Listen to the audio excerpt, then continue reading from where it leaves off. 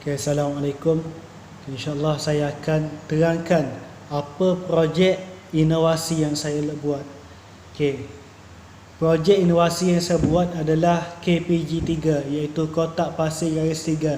Macam ni. Okay. Dan macam ni. Okay. Tu adalah, kita tengok atas ni, adalah gambaran kotak pasir garis 3 yang asal. Tapi kat rumah saya ada kotak ni je, saya buat guna kotak ni. Kecil je, tapi boleh guna. Okey, jom kita teruskan. Okey, ni adalah KPG3, kotak pasir garis 3. KPG3 ni kita ada kotak. Ni kotak, tak perlu besar dan tak boleh kecil sangat. Sedang-sedang, sesuai untuk kita nak menulis. Dan seterusnya kita ada garis 3, kita buat guna benang garis 3. Dan seterusnya kita ada pasir untuk menulis. Kotak yang sebenar yang saya tunjuk tadi, dia kalau kita tulis bawah ni, dia akan ada color warna merah. Kita akan spray, tapi oleh kerana saya tak ada spray masa ni, saya guna apa yang ada je. Okey. Dalam penggunaan KPG3, kita boleh menggunakan kayu. Kita buat sebagai kayu khot menulis, dan boleh juga kita guna tangan ikut kesesuaian keadaan murid. Okey. Pertama saya nak tunjuk macam mana kita nak guna KPG3 ni.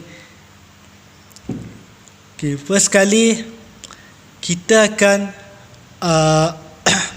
bagi tahu murid. Kita akan bagi tahu murid, jelaskan tentang penggunaan KPG3, macam mana nak guna, macam mana murid akan buat. Okey, pertama cikgu akan sebut huruf kat depan, murid akan ikut.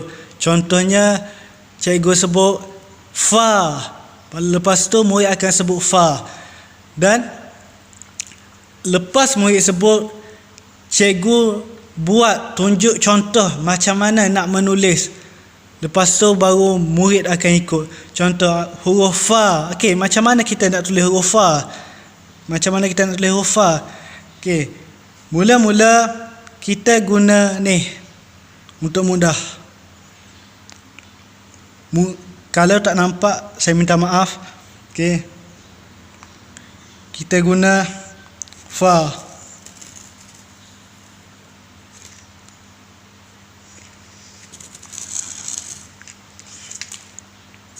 Mungkin dalam kamera ni tak nampak, susah nak bezakan fa. Tapi murid boleh menggunakan tangan. Okay, fa.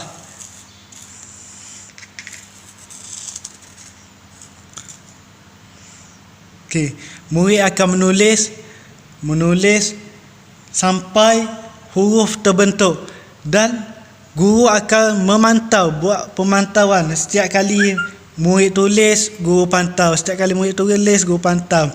Jika salah lepas tulis, ni tak nampak ni sebab pasir tebal.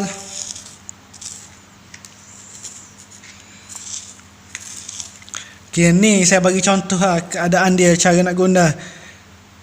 Tapi dalam kamera ni mungkin tak nampak. Kalau duduk depan-depan ni, insya-Allah nampak dia. Dan ni pasir je yang saya ada. Pasir yang asal saya guna pasir pantai, terlalu nipis. Sekali macam kita buat ni, kita tulis guna pensel ni, kaedah menulis ni, insya-Allah nampak, murid akan nampak. Tapi pasir yang saya ada ni tak berapa nampak sangat. Tapi ni adalah contoh penggunaan KPG3. Lepas contoh murid menulis huruf fa, tulis huruf fa. Lepas tu okey, untuk bila murid nak menulis huruf lain, murid boleh padam. Cara nak padam dia, goncang je, insya-Allah dia akan tertutup semula. Okey, tadi kita dapat tengok macam mana cara nak guna KPG3. Apa yang telah saya tunjukkan tadi boleh digunakan di dalam kelas semasa nak mengajar subjek Jawi. Sebenarnya KPG 3 ni telah saya uji untuk para pelajar untuk ujian test dan saya dapati para pelajar dapat menggunakan KPG 3 dengan baik. Ni contoh dia. Okey.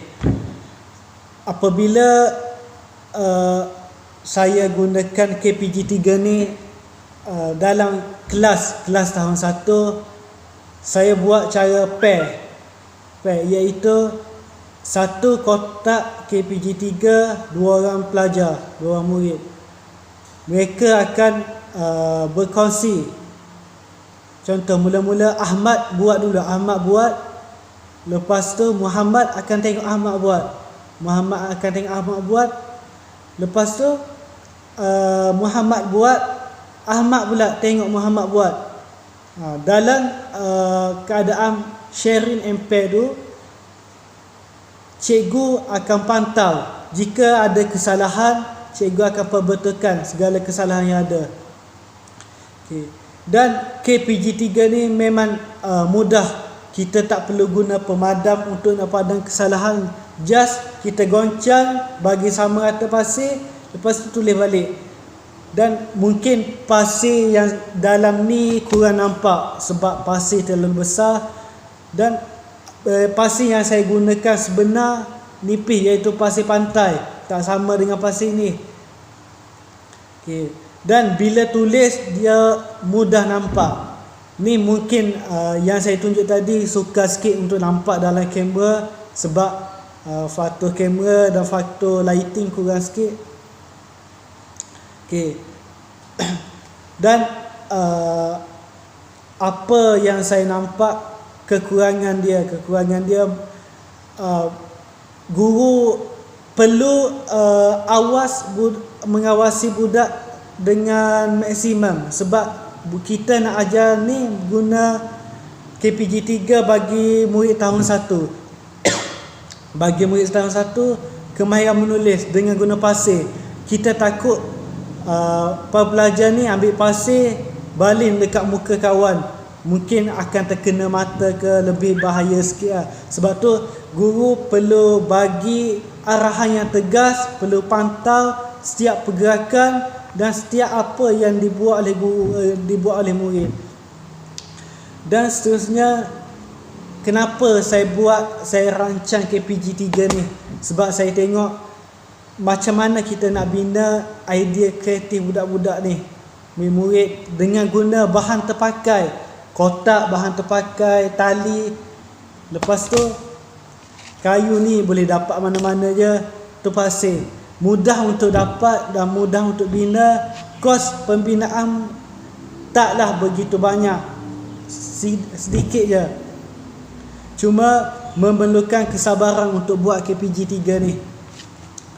Okay. Dan apa yang saya tengok, KPG 3 ni berjaya dan boleh digunakan bagi mata pelajaran lain juga, seperti bahasa Melayu, kemahiran menulis, kemahiran menulis huruf vokal, huruf konsonan apa. Dia lebih kepada kemahiran menulis dengan KPG 3. Sebab kita guna pasir, murid ni lebih seronok untuk menulis. Sebab dia orang anggap pasir ni hanya di pantai je, tapi kita bawa pasir ni dalam kelas. Murid boleh menulis sambil bermain pasir. Okey, setakat itu saja apa yang nak sampaikan tentang KPG 3. Apa yang kekurangan, saya mohon maaf. Ini je yang saya mampu sediakan masa PKP. Sebab bahan-bahan semua ada kat sekolah. Saya tak boleh nak balik terlalu banyak bahan saya. Okey, Assalamualaikum warahmatullahi wabarakatuh.